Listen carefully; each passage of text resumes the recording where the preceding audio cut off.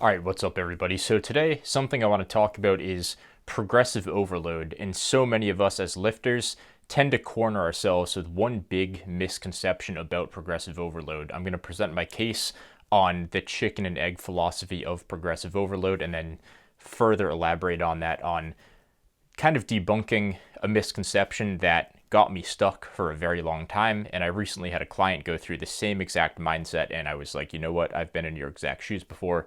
Let me break this down a little bit. And I thought it was a perfect topic to make a video on because I kind of forgot about this mindset that still kind of runs rampant throughout the lifting community. So when it comes to progressive overload, we hear all the time it either causes muscle growth. So adding weight to the bar and adding reps is the main driver of hypertrophy. We hear that all the time. Another one that we hear all the time is it's a chicken and egg. We don't know which comes first, but they build off of each other. Personally, I tend to lean more towards progressive overload purely being the outcome of building muscle. The way that I see it is when I train my Smith machine bench, and this is the most straightforward example I can give. If I train it to 0 reps in reserve, let's say on Monday I do Smith machine bench and I do 250 pounds for 6 reps, and maybe I do go for that 7th rep and I don't get it. Let's say I fail it, I get a quarter of the way up and it comes right back down. So I got 250 for 6 reps. Let's say next Monday, when I do the Smith machine bench again, I have to, let's say, get 250 for 7 to cause progressive overload, or to use progressive overload to build muscle. The problem is, it's not that I did 250 for 6 that time last week because that's just what I decided to do, and now I'm just deciding to do 250 for 7.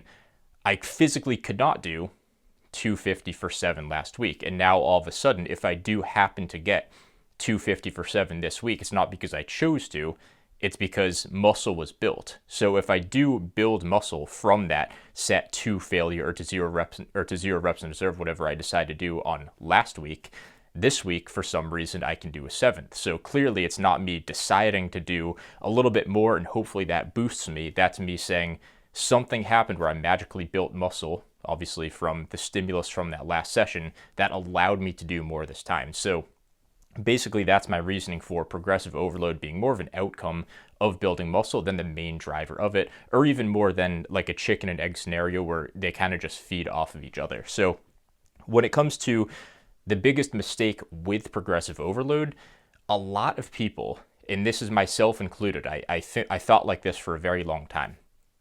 You think that you always have to do more, and we tend to corner ourselves quite a bit. And one of the biggest mistakes that I made in my lifting career was cornering myself with progressive overload, where I thought if I ever lowered the weight, then I would not only just not build any muscle, I would actually lose muscle. And something that happened here was, let's say with my squat, bench, or deadlift, the most progressive overload focused lifts that I had in my training.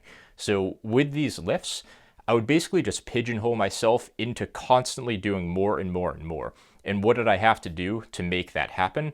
I had to change up my technique and use these wild strength training methods to keep my numbers moving up. But one thing that I didn't quite grasp, one thing that completely escaped my mind, is that I didn't understand, and this is the principle of today's video, is that your current physique can be your baseline. And I encourage you to take an assumption that it is your baseline. So the way that I see myself right now is I'm on a level. I've leveled up quite a bit, but I'm on a level, and I'm not going to fall down unless I completely stop training, or I half-ass everything, or I just have some major injury or something. Your physique right now doesn't take much to maintain. It's a little bit different for everybody, but we all have a certain amount of work it takes to maintain your current physique. So basically, when this comes back into progressive overload, you have to understand that you don't just have to do more than last time on the numbers. You don't have to do another set. You don't have to do more weight. You don't have to do more reps every single time.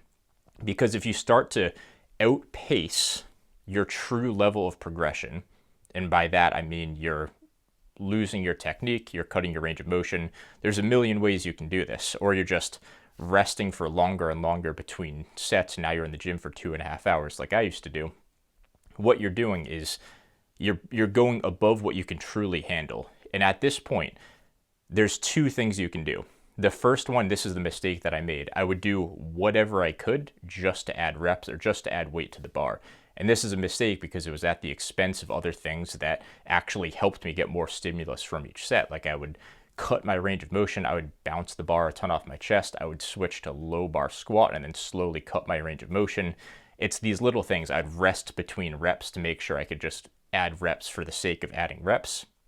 And at this point, I didn't grasp the fact that I didn't need to constantly do more. I was focusing on the wrong thing. I said, all right, well, I have to just do more than last time in some way, shape, or form.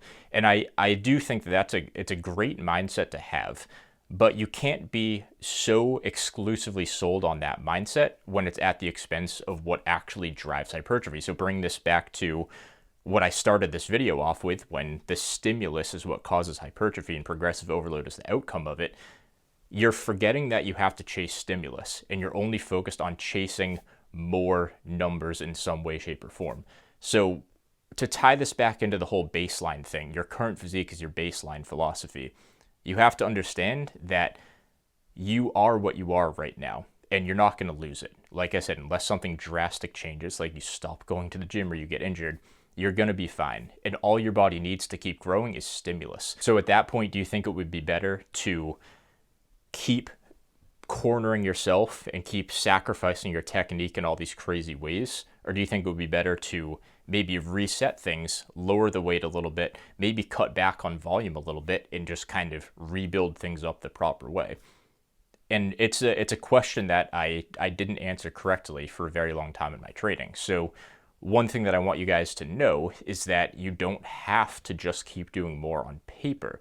And this isn't a cop-out just to say, oh, I didn't improve, so I think I improved technique, or maybe I'll just progress in technique forever, because that's a little bit difficult to measure. You should be able to get your training to a point where your technique can be mostly consistent and you can actually track progression properly from there. But what I'm trying to say is if your technique does start to slide, or maybe you're doing too much volume and you're having a hard time recovering, doing a little bit less weight to improve technique or doing a little bit less volume to improve recovery isn't going to hurt your gains. The only time your gains will actually stop is if you just go down to like super low volume, basically at your maintenance volume levels, which is far lower than most of you guys know. And that probably won't happen unless you intentionally go all the way down to something like a maintenance volume.